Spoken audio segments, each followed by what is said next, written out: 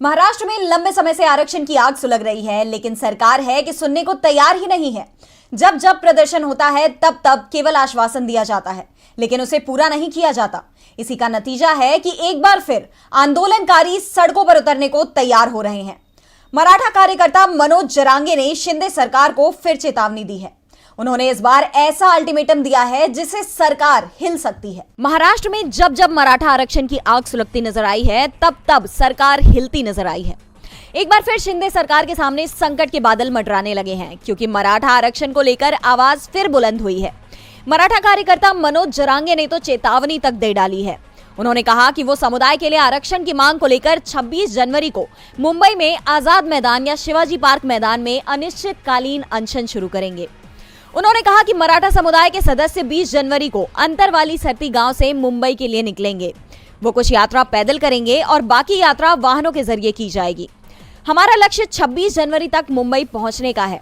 जरांगे ने कहा कि आंदोलनकारी 20 जनवरी को सुबह 9 बजे अंतरवाली सरती से यात्रा शुरू करेंगे। वो हर दिन दोपहर तक पैदल चलेंगे।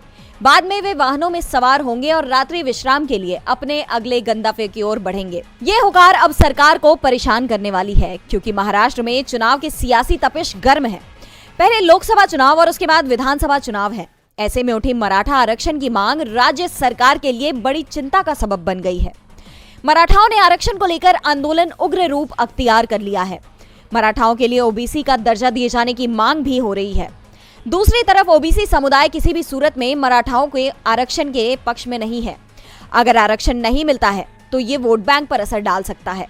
बता दें कि महाराष्ट्र में मराठाओं की आबादी 30 से 33% है।